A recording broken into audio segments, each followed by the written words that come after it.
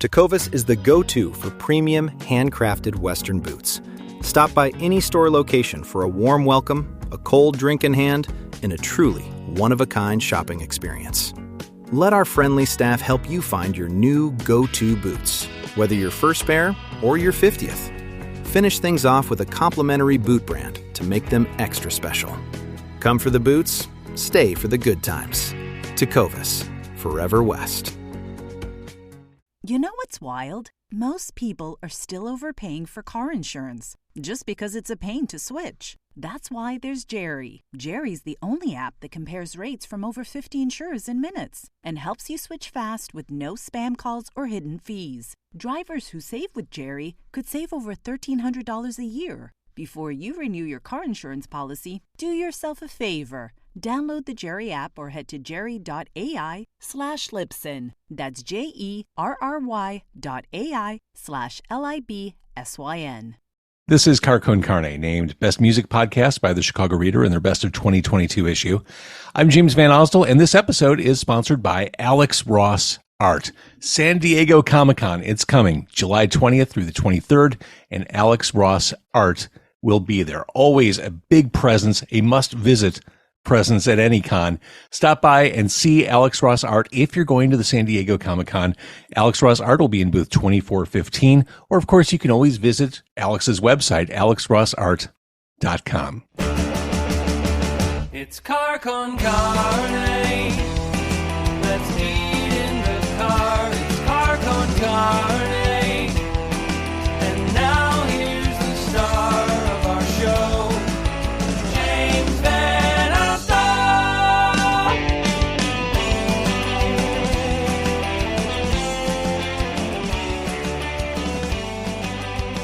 Car Con Carne is also sponsored by Easy Automation. Now's the time to upgrade to a truly smart home. Now, a truly smart home, bar, restaurant, intelligent office is never a one-size-fits-all proposition. Get a quote by calling my friends at 630-730-3728, or just go online, easy-automation.net. And my guest, well, she's the seether, but she's also a fierce little flower, a demon in a dress, and she's all mic'd up for the 4th of July. My guest is Louise Post. Hi, Louise. Hi, James. How are you? I couldn't resist the 4th of July reference. We're recording on the 4th of July. I realize when people watch or listen to this, it'll be after the fact, but the tie-in to the new album, I couldn't be ignored. Thank you. No, it could not. And I actually have another song that I started writing out here on the 4th of July in Wisconsin called Dark Water that I have yet to record, and I can't wait. But it also involves the 4th of July. It's a significant holiday for me. Clearly. Well, you are Louise Post. Thursday, July 20th, we will see you on your solo tour at Lincoln Hall. The new solo album is Sleepwalker. And it's been 8 years since the Veruca Salt album, Ghost Notes. The last time we heard all new material from you. Yeah. We missed you. We missed you, Louise. Thank you. I missed you too. I never meant for this much time to pass.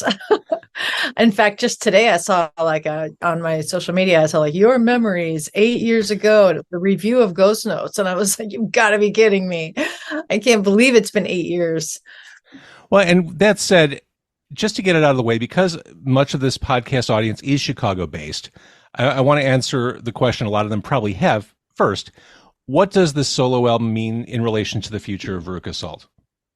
It is really not indicative of any particular direction Veruca Salt is taking. It's really just something that I needed to do because we were on this extended hiatus that was sort of nebulous, and there was clearly nothing in play. Like there's absolutely no bad feelings between any of the members, but after Ghost Notes, we sort of went our separate ways. That's an overstatement because Nina and I work together on a variety of other things, but we have not been making a record together.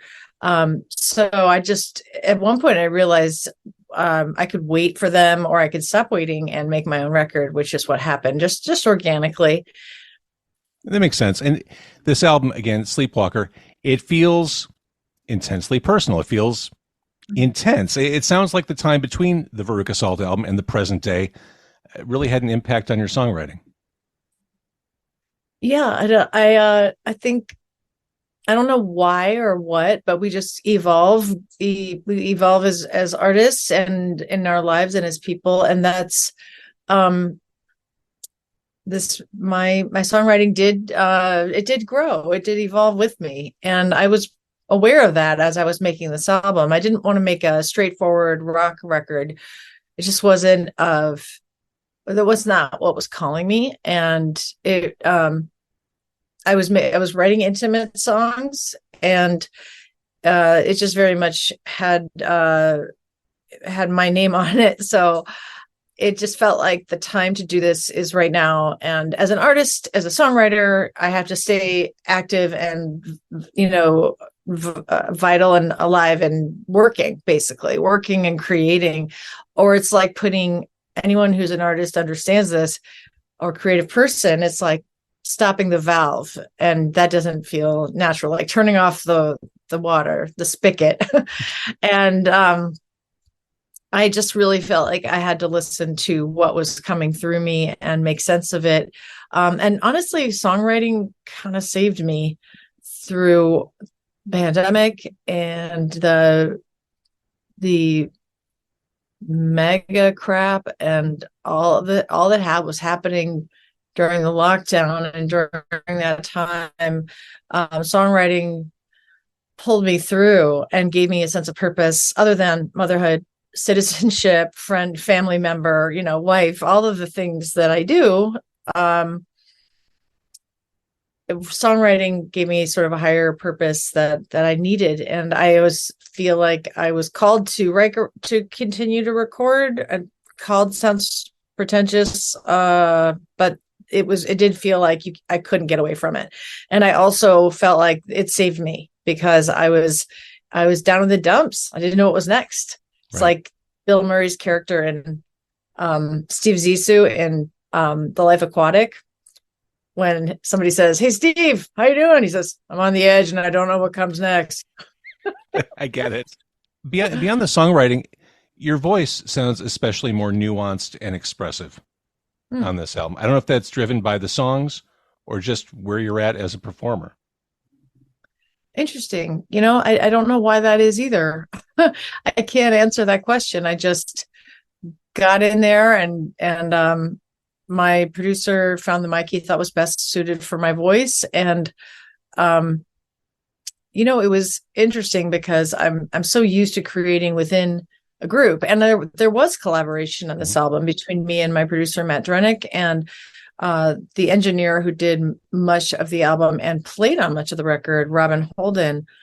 We were intensely creative together, but it was my baby. I was running the show and all of it was me. And that's both terrifying and exhilarating and wonderful.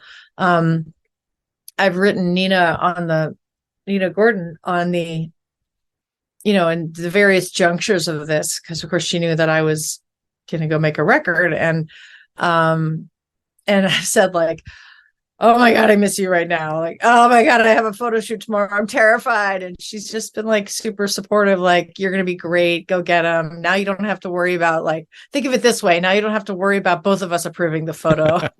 Right. Now that you mention it, that is pretty cool. Well, let's dig into some of the songs. The album opens, and I'm a big fan of the art of album sequencing. I think it became a lost art over the past 10 years or so as people consumed music a la carte, song by song. But having that kind of stacked vision, like taking you on that journey, it seems to me Queen of the Pirates was a natural to open the album. It sounds way too personal to be mere storytelling. Well, it was storytelling. It started out in this very room that I'm sitting in right now with an acoustic guitar. I had been in Wisconsin. I had been talking with my sister-in-law about my niece and about she has a rare disease called muscular dystrophy collagen 6. And we were talking about how she was 7 at the time. She's 11 now. And we were talking about how fierce and she was, and how, dauntless and incredibly fighting spirit that she has. And we were talking about at the same time, this Queen of the Pirates came up because my sister-in-law said, if you Google Queen of the Pirates, you know what comes up? It's a woman. And I said, no, I didn't know that. She said, yeah. And this woman who ran the South China Seas. And so I did Google it, and I was fascinated by this woman and her life. And I started writing a song, and I'm sitting on this very bed with my acoustic guitar a few years ago. And so that's where the Queen of the Pirates came from. It was like both my niece Divya and this woman. But then, of course, as you say, I started to embody this character as I wrote it. And then here it was clearly, I appreciate that you see that too, because to me, it was the only way to start the record. It's a nice, fuzzy, edgy song to bring you in. I mean, the line, I give zero fucks about you and the shit you said about me. The Queen of Pirates has some stuff to say. Yeah, absolutely. Yeah. I think she was very controversial, and she had to run her career behind a man because no one would have accepted her as the front woman of this business, where on her ships, and she didn't have 60, she had 1,000. But 60 worked more nicely in the song. She had like a list of rules. Everybody knew she ran the business, but it had to be the face of a man. So, but she had this list of rules, and one of them was that rape was punishable by execution. And you just got your throat slit, you got thrown overboard. That was it. Like you rape, you're done. So I was really into this. And she that was part of what I give zero, about you. And yeah, it's also just sort of like, I've had my time where I've had, haters and people saying unkind things about me, and the internet can be cruel. Yeah. But like, I don't really care. I'm in this place where I'm just making this record because I want to, and I'm not trying to prove anything. This is like, I'm enjoying this. This means a lot to me. And it was a choice. I was called to do it, I feel, but I was also a choice. And here I am. Guilty is the next song on the album. The video for this, we've seen for the past couple of weeks. There's a poker game with a praying mantis. You dress as a waitress in a diner, which matches the lyrics, of course. You still like making videos, don't you? I do. I love videos. I love them. When I hear a new song, I go straight to YouTube. I don't go to Spotify. And I always want to see the visual. And I really appreciate a good video. And I like to see what the artist is up to. I really like link the song to the visual. And so yeah, I had a really good time making that. And I'm so glad it's a praying mantis. How did you know that? Most people say like frog or grasshopper, but he's praying mantis. It looks like a praying mantis. And I think a praying mantis ties into the lyrics and the theme of the song, doesn't it? I mean, I will tell you, it was meant to be a cricket, because like Jiminy Cricket being the conscience of Pinocchio. So guilty conscience, Jiminy Cricket. But Amazon did not have a life-size cricket too. So praying mantis it was. You can prime pretty much everything, just not that. Exactly. So I asked my husband if he would be the praying mantis. I said, "You're the only one that can do it." And he's like, "Okay, I'll do it." It's like the Brady Bunch. You fit the suit. You mentioned you didn't want to make a rock album, which I get. There is one song on the album that I think your old school fans, like the people who came up with Veruca Salt, might steer to, and that's Killer. A super infectious, big hooky rock song. It's funny that those songs come so naturally to me. Like Killer and Guilty, I wrote like instantaneously. Like I could write a whole record like that, no problem. And I may, but I'm not like saying I will never rock again. I'm just saying that I was listening to some other stuff and I wasn't in that mode. But I think it was right after my kid was wearing a Nirvana shirt and I was driving her to camp. And I was like, "You're wearing a Nirvana shirt, but you don't know the band's music. So she said, "Well, it's trending." And I'm like, "Okay." I was like, "Cue up Bleach, honey. We have a long road in front of us." And a few days after that, I had written Guilty and Queen of the Pirates, which were more straight ahead rock songs. And somebody said, I don't know who it was, like, "Are you going to write more rock on this record?" And I just thought, maybe I will. And I wrote Killer like instantly, and it recorded it like a few days later. And it was so cathartic to write that song. Came so naturally to me, and it was so cathartic. And I got a lot out in that song, in one song, a lot of rage and vitriol just came tumbling out. Well, I love the song, and that bass line really helps punctuate everything too. Thank you so much. I'm glad you like it. Let's talk about some of the other less rock songs. What about Nice Slow Burner? Is this, I'm guessing, about a relationship ending before both parties were ready for a 10? I actually don't know if I want to talk about the actual meaning of that song, because I'd like to leave it nebulous so that whoever hears it can decide what it's about. Fair. It is it's pretty specific, but I don't really want to necessarily talk about that, because everyone has a different reaction to this song, and I want it to be theirs, and mine can be mine, I respect that. But the video is coming out and will be out by the time this airs. So that might, I'll give you some ideas, but it's really just like, it's about losing someone you think you're going to spend an eternity with, and the shock of that, and being unmoored and being pissed off. And like, honestly, like, I realized recently that, like, as much as every relationship, and I can see this now in hindsight that I've had, and look, there's a lot to come, is like for a reason and a season. And I believe all of that. And having parted ways with anyone, whether it's through a breakup, or a geographical move, or a death, like that doesn't nullify the time or invalidate the time you spent with that person. Right. Just like an old house that you lived in, like, it doesn't, just because someone else lives there now doesn't take away the memories that you have. It doesn't mean that wasn't once. All of that time doesn't exist for you, and so, like, you can hold space for that to be real, and that doesn't die with the said relationship. It's still very real. But that said, like, I think I realized recently that so much of my life since I was little had to do with just trying to be safe. Just wanting to be safe. I'm wanting everyone around me to stay. Just stay, please. Not toxic people. Obviously, I don't want damaging people around, but like my people, like, I just want them close. And I'm shocked when I am left, or somebody, behaves in a way that is, I guess, unacceptable to me, to be honest, which sounds like really self-important, but is a way that I think is worrisome. Like, if they're hurting themselves, or, in a way that is, whatever way it is, like, I'm just confused by it. I'm confused by the betrayal of it.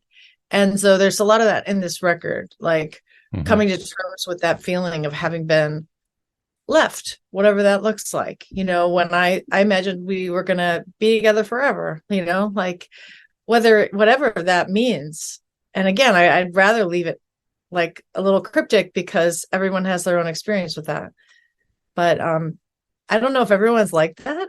I think breakups are hard for everybody, sure. And I'm not unique in this way, but I do feel like coming to terms with trying to be more thick-skinned is not one of my strong suits. Again, Sleepwalker is the album that we're talking about. Louise Post solo show in Chicago, Thursday, July 20th at Lincoln Hall. Going back to this thought that sequencing matters, I think that the way we live is the perfect way to wrap this up. I mean, coming off of a few down-tempo songs and ballads, this feels like a way to kind of, and the message, I think, is a nice way to send off the record. I hope so. I'm so glad to hear you say that, James, because it just hit me at one point. People were saying, do you think you'll end the record with God I Know? And Veruca Salt always ends the record with what we call an epic fucker. So whether it's 25, Earth Crosser, Alternica, Salt Flat Epic, in my sort of solo Veruca Salt world, there's always something that ends the record that's like going to take you on this big journey, right? And on this one, I had written one that I did not make the record. It's called You Are the Sun, and it will be on my next release. And it would have been the album closer, but it didn't. I just never finished. There wasn't time to record it. We had enough songs. My producer was like, "Let's keep it at 11." He was like 9. I was like, "How about 12?" He's like 10. I'm like 11. I'm firm on 11. So, I suddenly, it occurred to me one day, like, oh, it has to end with The Way We Live. I heard it like anthemic, like Bowie Heroes or something. Like, just it had to end upbeat. And it's also like, heavy lyrics, but it's still hopeful. And because that's really how I feel. And so, and also it's a resignation, but I think it's a beautiful resignation to like, this is how it is. And this is the way we live. And this is beautiful. This is worth cherishing. So as you're on tour, are you touring with the same people we see on the video and hear on the songs? Is it Nicole, Matt, Randall, and Rob? Matt was the producer of the record. Yes. Okay. And he let me know early in the process, like, I'm going on the road with you. I'm not going to leave you hanging. We are going to make all these tracks happen. We're going to be, all of this stuff. Like I was like, we need a trumpet solo on Secrets. I heard like Sufjan Stevens, the song Chicago. Oh yeah. One of those beautiful songs ever. Right. Ever. And he uses horns. And I was like, oh my God, we have to have a trumpet solo. He's like, I know a trumpet player. I'm like, so do I. So we called our people, and this guy, Kelly Pratt, played trumpet on that. And then he also played on the song Don't Give Up, which is one of, if it's hard to make my own personal favorites, but it's a very important song to me. And he played trumpet on that. He just went to town. Like he took my idea and then he ran with it because he felt really connected to that song. So the trumpet made its way into this record. But Matt was like, I was like, Matt, we have to bring the trumpets on the road. We have to have tracks. And he's like, are you sure? I'm like, I know I've always been so purist, but I have to have the tracks. I need the backing vocals. I need it all. Anyway, none of that is possible anymore because all of our shit got stolen. So we don't have the tracks anymore, but we have this incredible band and it doesn't matter. It's so beautiful. And in fact, it brought us all closer. Hopefully the gear will be recovered. But the band is Matt Drunick. It's Nicole Fiorentino, who I played with in 2006 to 2008 on Veruca Salt 4. It's it's Randall Blaschke, who's was also in the band Battle Me with Matt, and a guy named Rob Sanchez is playing drums. Those were 2 guys that Matt knew and introduced me to, and I loved them. And I couldn't be happier with this band. In fact, one hardcore fan who's been following me and Veruca Salt the entire way, she said to another hardcore fan at the LA show, and he reported this to me later. She said, I think Louise found her band. Wow. Because we are all so good together. And these guys are just the coolest. I'm really excited to play Chicago. I'm really excited to play Chicago with this band. It's always a homecoming for me. And I never have enough time to see the people I want to see. And like, I want to hang with everyone. I want to see my good friends. I want to see the fans who've been there from the beginning. Sure. Who are going to come support and be there for the music and the record. And like, I'm just like, I've too much love to give, James, too much. Well, I'm sure it's highly emotional. I mean, because you don't live in Chicago now. So coming back and sharing, here's what I've been doing, and still playing those songs that establish those connections early on with those people. It's an incredible feeling, I'm sure. It really is. It's beautiful. And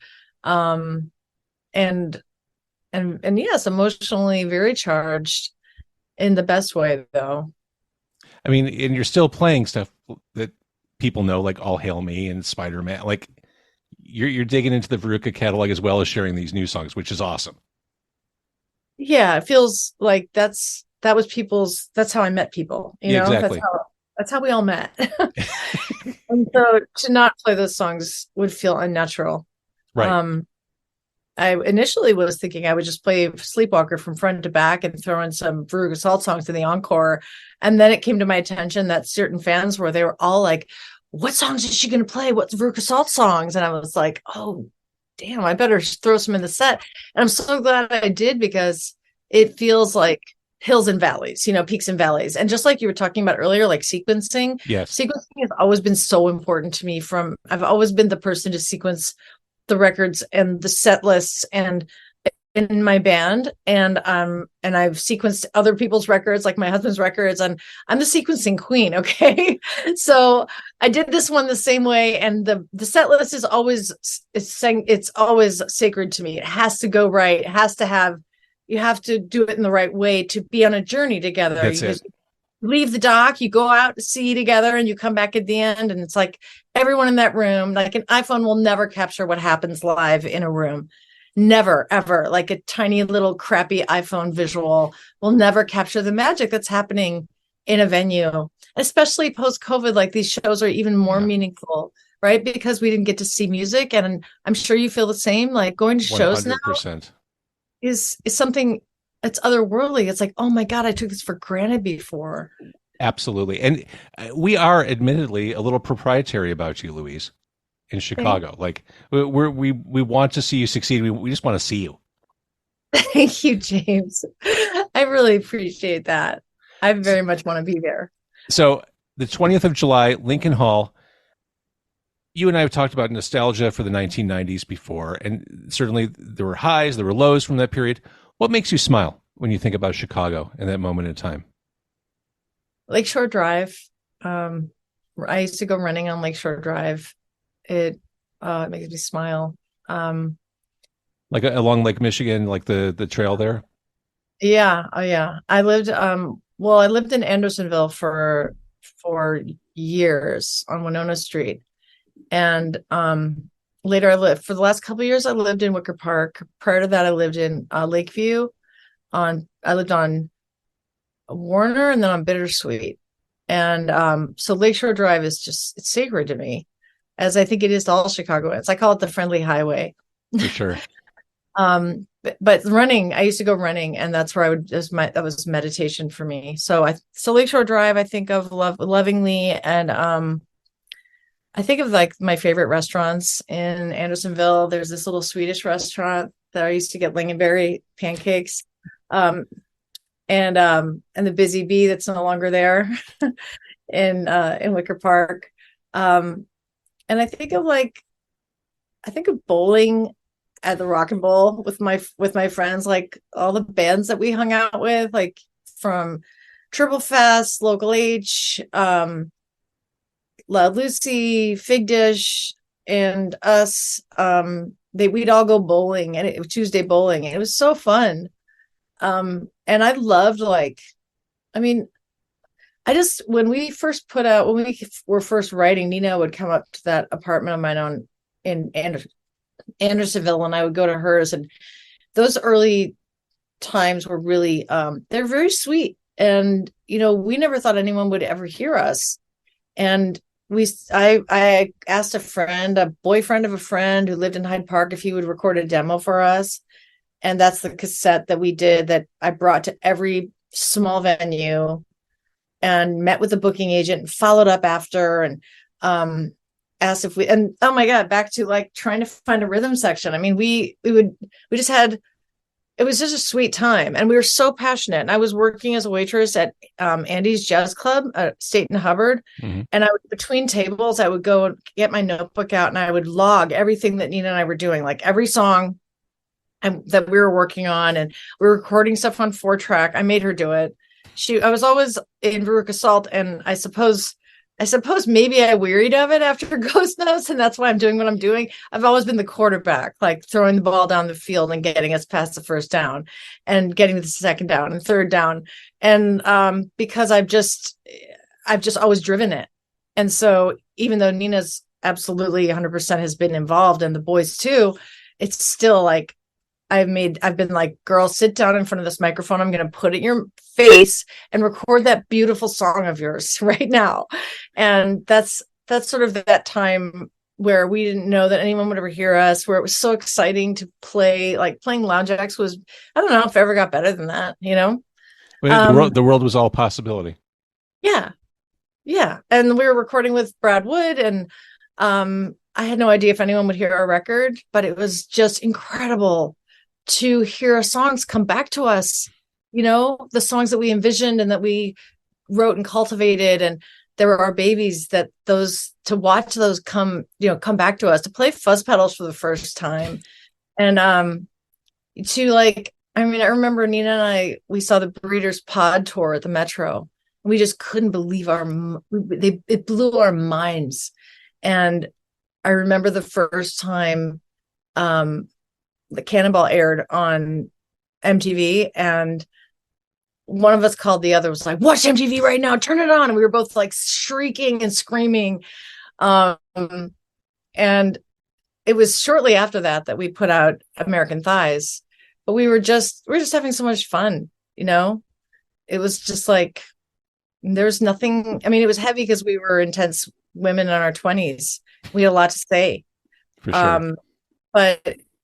And it was our hearts. We put all of our hearts into that, all of our hearts, all of our dreams, all of our time and energy. It was hard work. And we got all this shit from Chicago hardcore, is like we didn't pay our dues and all that stuff. And like we worked really hard to get to where we were. We just didn't like slog it out on some like circuit forever, because we didn't go out until we were ready. Right. And that's also silly. And now that we're here in 2023, it's even more ridiculous, because here you are, new album, solo album. You seem very comfortable and happy, and just you found your muse, and we get to see you live on July 20th at Lincoln Hall. Well, thank you. That's all really true. I'm really in a good place, and I'm really excited to come to Chicago. And I love Lincoln Hall, and I used to get my burrito right next door. I don't know if that place is still there. I think it is. It's the best vegetarian burrito. And yeah, it's great. And I know everyone has their own, it's like everyone's like, no, my burrito is the best in Chicago, but truly, it is the best vegetarian burrito. Also, can we talk about Pequods? Because nowhere else has Pequods. I know a lot of people who've moved to California, and they struggle with pizza. When they coming from Chicago, they struggle finding their go-to pizza. And that goes for something like Pequods, like a deep dish. That also goes for tavern style. Like they just can't find anything comparable out there. No, you can't get like the thin crust, delightful like Pat's Pizza, exactly. Or Leona's. Like they just don't. We don't have it in California. It's so frustrating. And also, I am originally from St. Louis, so I like grew up eating like Emos, which is its own animal. Like you don't even, and I don't mean animal, I don't eat meat on my pizza, but it's like its own thing. And I know myself and other people have Emos shipped to California. So Pequods is the best. And I could go on and on. I just love Chicago so much. It has my heart. Well, we love you, and we will see you on July 20th. Louise, awesome work on the album, and so great to catch up with you. Thank you so much, James. I can't wait to see you, and thanks for having me. We have the tech to get food delivered in 15 minutes, but we all have horror stories about buying tickets. The Game Time app gives fans the advantage. Get amazing tickets in just a few taps. Fees are included, so what you see is what you pay. And the Game Time guarantee means authentic tickets at the best price every time. Take the guesswork out of buying tickets to concerts, sports, comedy, and more with Game Time. Download the Game Time app and create an account for $20 off your first purchase. Terms apply. Some days you want a little extra oomph to your usual look. Whether that's lashes for days with the viral Liquid Lash Extensions mascara, or awakening your eyes with a lasting lift and soft color with the Brilliant Eye Brightener, Thrive Causemetics is your go-to when you want to amplify your everyday look. Whether you want a simple, just got to get out of the door routine, or full glam, you'll always look and feel like the best version of yourself with Thrive Causemetics. Plus, every product is 100% vegan, cruelty-free, and made with clean, skin-loving ingredients that work with your skin, not against it. And for every product purchased, Thrive Causemetics donates to help communities thrive. So every time you use your favorite Thrive Cosmetics product, you're helping communities you care about too. Amplify your everyday. Go to thrivecosmetics.com/shine26 for an exclusive offer of 20% off your first order. That's Thrive Cosmetics, CAUSEMETICS.com/shine26.